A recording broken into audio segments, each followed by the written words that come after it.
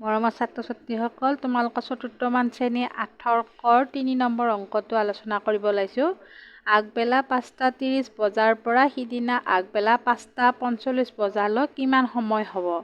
এতিয়া আমি সমাধানটো কৰিম। আগবেলা 5:30 বজাৰ পৰা সিদিনাৰ আগবেলা 11:30 বজালৈ হ'ব 6 ঘণ্টা। আকৌ আগবেলাৰ 11:30 পৰা 11:45 হ'ব 15 মিনিট। এতেকে আগবেলা 5:30 পৰা 11:45 হ'ব 6 ঘণ্টা যোগ 15 মিনিট।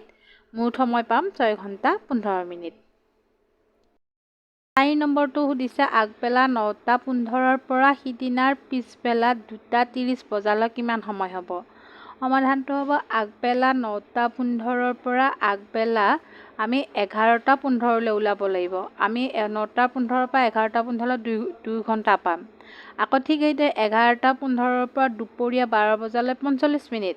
আমি দুপৰীয়াটো ওলাই লোৱাৰ পিছত আকৌ দুপৰীয়া 12 বজাৰ পৰা 2:30 বজালৈ ওলাম 2 ঘণ্টা 30 মিনিট। এতিয়া আমি মুঠ সময়খিনি লিখিম। প্ৰথমতে 2 ঘণ্টা পাইছিলোঁ, 2 ঘণ্টা, তাৰ 45 মিনিটটো লিখি ল'লোঁ, আকৌ পালোঁ 2 ঘণ্টা 30 মিনিট।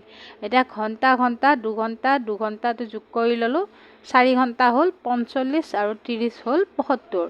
75 মিনিট মানে আমাৰ হ'ব 1 ঘণ্টা 15 মিনিট। সেইকাৰণে 1 ঘণ্টাটো ইয়াতে আহি গ'ল, 4 ঘণ্টাৰ ঠাইত হ'ল 5 ঘণ্টা আৰু ইয়াতে আমাৰ মিনিট কি ৰৈ গ'ল 15 মিনিট। ইয়াৰ উত্তৰ হ'ব 5 ঘণ্টা 15 মিনিট।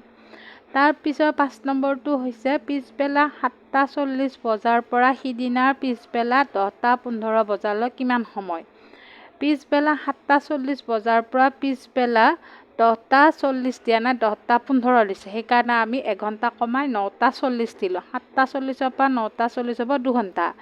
আৰু এতিয়া পিছবেলা 9:40 পৰা 10:15 হ'ব 35 মিনিট।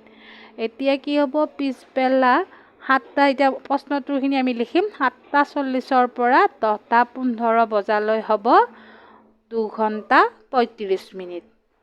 তোমালোকৰ ভাল লাগিলে শ্বেয়াৰ কৰিবা, লাইক কৰিবা আৰু ছাবস্ক্ৰাইব কৰিবা। আগৰ প্ৰশ্ন উত্তৰবোৰ পিছৰ ভিডিঅ'ত পাবা।